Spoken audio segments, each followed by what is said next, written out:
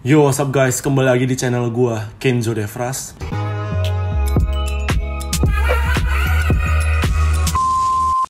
Sedikit cerita, jadi kemarin gua lagi main Twitter dan gua nggak sengaja ngeliat postingan yang serem dari akun @ilham169. Jadi cerita dari Ilham ini berlokasi di Alas Purwo, di perbatasan Banyuwangi dan Situbondo.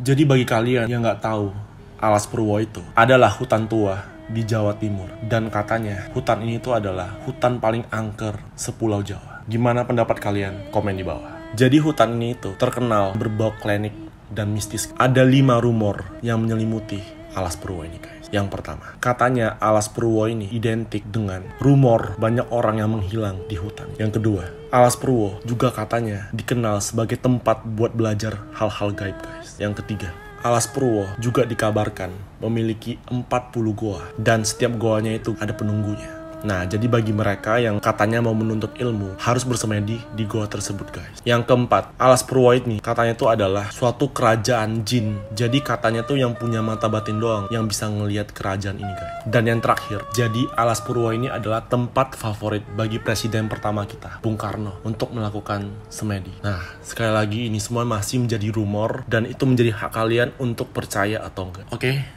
Story time. Jadi gini ceritanya. Kejadiannya tuh akhir tahun 2016. Saat aku dan teman-teman SMA aku liburan ke Jilen dan Alas Purwo. Singkat cerita, kita nyampe di Purwo agak sorean karena di perjalanan ada drama HP yang ketinggalan di Indomaret. Kita baru tahu ternyata akses jalan dari Alas Purwo ke Pantai Jilen tidak bisa dilalui dengan motor dan harus menyewa mobil jeep plus supir yang sudah disiapkan di sana. Karena jalan menuju Jilen masih berupa bebatuan tanpa aspal, mengingat untuk menjaga keaslian dari hutan itu sendiri. Setelah mengurus persyaratan menuju Jilen, termasuk iuran buat bayar sewa mobil, akhirnya kita berangkat. Pada saat itu masih sekitar jam 2 siang, tapi rasanya sudah seperti petang. Mengingat kalau di hutan tuh selalu sejuk dan sinar matahari tertutup oleh pohon besar-besar yang menambah kesan mistis selama perjalanan. Dan pada saat perjalanan, satu persatu kejadian pun mulai menggangguku. Bagi yang pernah ke Jilen pasti tahu kalau jalan ke sana tuh ekstrim banget. Di kanan kiri jalan ditumbuhi pohon-pohon besar berusia ratusan tahun, bahkan lebih.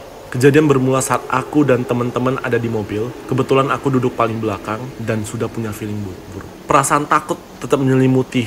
Padahal di dalam mobil kita sedang bercanda dan aku terus mengingatkan kepada teman-teman kalau bercanda jangan kelewatan. Dan kalau ketawa tuh jangan berlebihan. Sampai di pertengahan jalan, sumber keanehan pun aku ketahui saat ada bisikan yang memanggilku untuk menoleh ke belakang mobil. Persis di belakang sebelah kiri. Jadi kayak bener dia duduk di paling belakang ya di mobilnya. Berarti di jendela sebelah kiri guys. Aku lihat ada poci. Aku melihat ada poci terbang ngikutin mobil kita. Guys, sumpah gue merinding. Jadi kayak ada poci. Kalian nggak tahu poci itu adalah pocong ya, yang terbang ngikutin mobil kita. Saat itu aku cuma bisa diem dan berdoa dalam hati, berharap dia tidak mencelakai perjalanan kita. Jadi si pocong ini tuh mengikuti mobil ini sampai ke tujuannya kan. Dia kayak terbang mengikuti mobil ini. Gue baru tahu sih kalau misalnya pocong tuh bisa terbang. Oke, next. Rasanya aku pengen memberitahu semua orang yang ada di mobil. Tapi di sisi lain, ada sesuatu yang menahanku untuk ngomong. Gue gak bisa bayangin kalau misalnya gue di posisi dia. Bener-bener gue duduk paling belakang. Terus gue ngeliat kayak ada yang terbang ngikutin mobil kita. Shit. Gue gini sumpah. Mengetahui ada pocong yang ngikutin mobil kami malah membuat ketakutanku tuh akan hal-hal buruk yang akan terjadi ke depan jika kami membuat suatu kesalahan yang mungkin menyinggung salah satu dari banyak penunggu Alas Purwo. Dan aku tidak berani melihat ke belakang lagi. Namun energi pocong tersebut masih terasa seperti memberitahu aku yang ini kok dan akan mengikuti kalian. Shit. Oke, next. Seringkali aku ikut nimbrung bercanda dengan teman-temanku di dalam mobil untuk mengalihkan perhatianku dari pocong di belakang mobil. Ya sih, I know that feel bro, I know, gue tahu gimana perasaan lo. Tapi tetap saja sia-sia. Suatu bisikan dari samping kiri mobil pun kembali membuatku menoleh ke kiri. Kali ini aku dibuat merinding untuk kesekian kalinya saat melihat pohon-pohon besar di pinggir jalan. Bahwa aku melihat sosok manusia besar sedang bertapa di sana.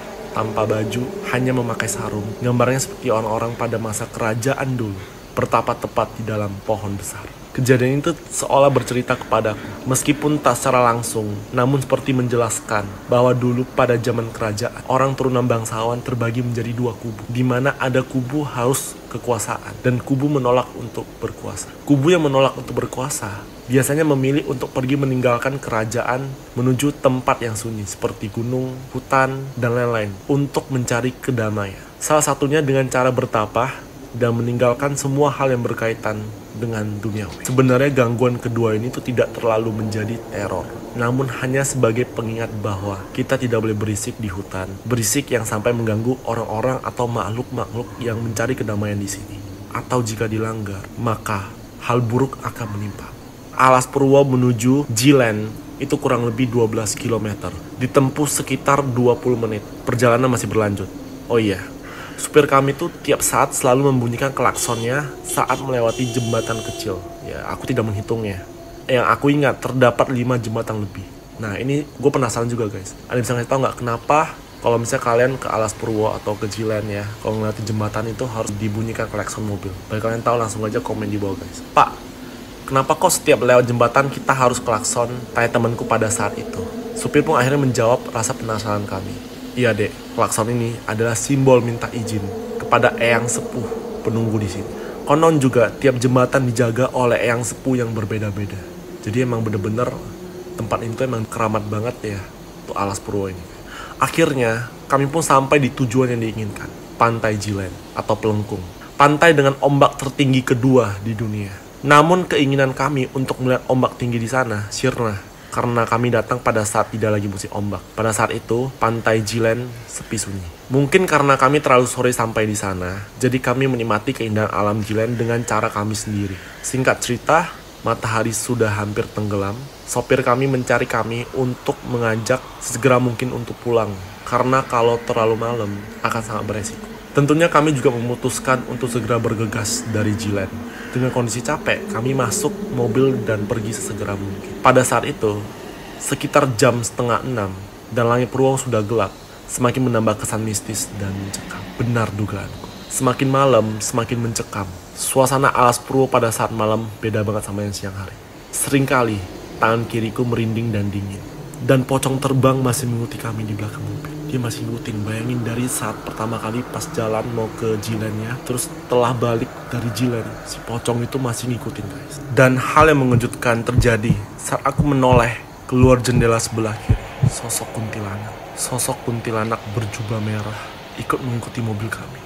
Kunti ini terbang di sela-sela pohon, persis samping kiri mobil kami. Leherku menjadi dingin. Dan lagi-lagi aku cuma terdiam. Ini yang aku rahasiakan dari temanku. Alasanku untuk tidak memberitahu teman-temanku karena takut mereka panik dan malah mengundang energi negatif yang berujung kesurupan massal. Aku hanya berharap dalam hati, jangan mengusik saya dan teman-teman saya. Saya datang ke sini hanya untuk berkunjung, bukan merusak. Perjalanan kami sempat terhenti tiba-tiba karena supir secara mendadak memberhentikan mobilnya. Loh, Pak, kenapa tiba-tiba berhenti? Ada apa, Pak? Tanya temanku yang pada saat itu duduk di samping Pak supir. Sedangkan aku duduk percis di sebelah kiri belakang sendiri. Oke, jadi dia duduk di belakang sendiri ya guys ya. Berhentinya mobil ini pun membuatku semua penasaran. Termasuk aku yang menunggu jawaban dari Pak supir. Itu Dek, liatin. Di depan mobil kita ada yang lewat, ujar Pak supir. Yang terlihat adalah sepasang mata harimau yang menyeberang. Gila guys, jadi bener-bener kayak di Alas Purwo ini bener-bener hutan banget. Dan kita gak tahu ada apa aja di dalam hutan ini. Dan kalian lihat ya, ada kayak harimau yang ngelewat di jalanan, ngelewatin mobil mereka. Gila, berarti emang kalau kita mau kesana kita mesti ekstra hati-hati guys ya. Soalnya emang kita nggak tahu ada binatang apa aja di dalam hutan Alas Purwo ini guys. Oke, next. Mobil kami terus diikuti oleh makhluk-makhluk yang telah aku ceritakan tadi sampai pada akhirnya kita sampai di tempat awal kita berangkat. Kami turun dengan kondisi capek dan lapar. Mungkin banyak sesuatu yang berusaha menyerap energi kami pada saat perjalanan pulang, khususnya aku. kami turun dan langsung bergegas menuju suatu pendopo di Alas Purwo untuk melaksanakan sholat maghrib dan isya. Saat sholat, tepat di kuping sebelah kiriku, seperti ada bisikan. Hus, pulang. Nada melengking dan mengusir. Jadi kayak mungkin dia kayak makhluk di sebelah sana kayak menyuruh mereka untuk segera pulang dari tempat ini. Mungkin kehadiran mereka mungkin mengganggu makhluk-makhluk yang ada di sana ya. Selesai sholat, kami berkumpul untuk membuat keputusan. Apakah kami akan lanjut ngecamp atau sebaiknya pulang saja. Ngecamp tak, yang dalam bahasa Indo artinya gimana? Kita jadi ngecamp gak? Ucap temanku melempar pertanyaan. Ya jadilah, masa udah malam-malam gini tiba-tiba batal ngecamp? Nanggung, jawab temanku yang lain. Mendengar jawaban tersebut, aku ingin membantah, tapi lagi-lagi aku tahan dan menunggu semua teman-teman berpendapat sesuai argumennya masing-masing. Jadi mungkin dia udah nggak betah juga guys. Jadi kayak emang mau bantah, soalnya emang mungkin teman-teman dia kayak nggak bisa ngerasain, dan mungkin cuma dia bisa ngerasain energi negatif ini guys ya. Sebenarnya aku juga takut sih kalau tiba-tiba pas kami pulang malam-malam gini ada kejadian tidak diinginkan di perjalanan. Soalnya jarak pendopo Alas Purwo sampai dengan jalan keluar tuh lumayan jauh. Apalagi saat itu jalan belum diaspal sepenuhnya dan masih banyak jalan bebatuan di sana. Penerangan jalan tidak ada sama sekali. Kanan kiri alas angker. Itu sebenarnya pertimbanganku dalam memutuskan pulang atau tidak berhubung. Pas sholat tadi ada suara melengking yang mencoba mengusir rombongan kami. Ini udah tanda sih guys, ini udah tanda banget guys. Oke, sebelum giliranku berpendapat, aku berusaha ngobrol dengan Tijar. Dia di sampingku saat itu, dan salah satu yang bisa aku percaya gak bakalan shock jika aku ceritain bahwa kita harus pulang karena alasan gangguan tak kasat mata yang terjadi kepadaku. Dan aku juga meminta Tijar untuk bersedia satu motor denganku jika kami diharuskan untuk pulang. Jadi mereka bener-bener kalau mau balik dari Alas Purwo tuh menggunakan motor guys. Bayangin, di dalam mobil aja gue kayak udah shock ya guys ya. Dilihat dari jendela aja kayak udah guys, apalagi gue belum kayak lagi nyetir motor, tiba-tiba kayak fuck.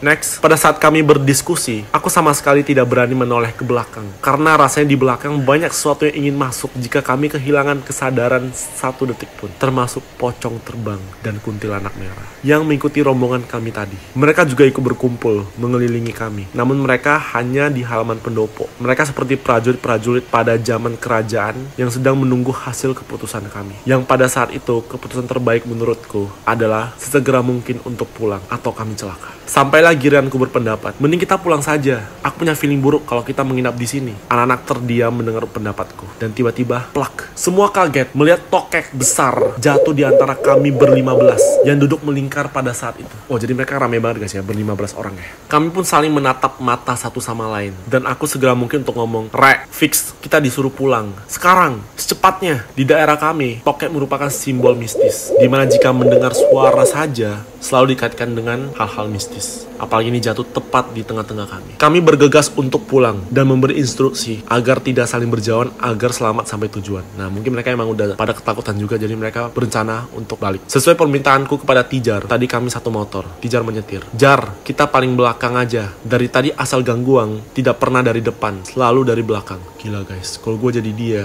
kayak gue udah paling depan nih, supaya nggak ngerasain gangguan yang di belakang guys. Tapi dia kayak berani ngajakin temen dia untuk di belakang aja, supaya teman-teman dia mungkin di depan nggak kena gangguan ya guys ya. Kita di belakang aja dan jangan pernah menoleh ke belakang. Jangan pernah, ucapku kepada Tijar. Dan pada saat Tijar menghidupkan sepeda untuk bersiap jalan, suara melengking pun terdengar lagi. Hush! Jar, jancok kong krungu gak suara iki mau, ucapku sambil menepuk pundak Tijar. Jancok iku mau opo ham, awak dewe diusir tah, jawab Tijar. Yo Jar, cepetan, ayo melaku.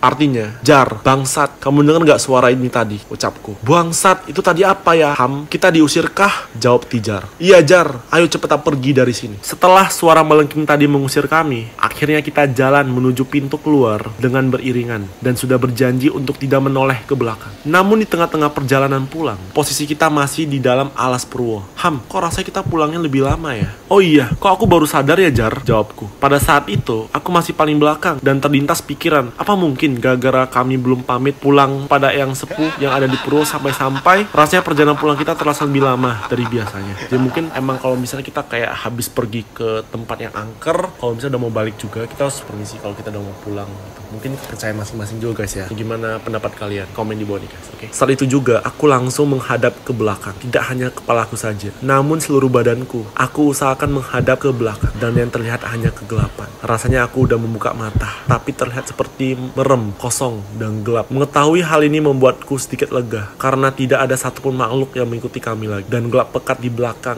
melambangkan bahwa jangan sekali-kali kamu balik lagi atau kalian akan hilang. Sesegera mungkin aku mengucapkan bentuk pamit kami dari Alas Purwo dan seisinya. Tak lupa mengucapkan syukur kepada Allah karena masih melindungi perjalanan kami dari berangkat sampai pulang. Tak lama kemudian warga mulai terlihat dan membuat kami lega. Akhirnya kami sampai di jalan raya yang padat dengan kendaraan dan menyempatkan untuk berhenti rembukan mau makan di mana abis ini. Dan sekaligus di tempat inilah aku memisahkan diri dari gerombolan dan langsung pulang karena rumahku udah deket daerah situ. Tanpa sepatah kata pun aku pergi meninggalkan mereka dan tak menceritakan hal-hal yang terjadi saat berada di Alas Purwo tadi. Yang mereka tahu hanya insiden jatuhnya tokek tepat di tengah-tengah kami yang duduk melingkar, bahwa itu merupakan pertanda buruk. Pada akhirnya aku nyampe di rumah dengan selamat dan segera mungkin pesan kepada teman-teman meminta kabar kalau udah nyampe rumah dengan selamat. Sebelum aku cerita gini, mereka mungkin hanya menganggap bahwa liburan kala itu sangat menyenangkan, namun bagiku ini sangat menyeramkan.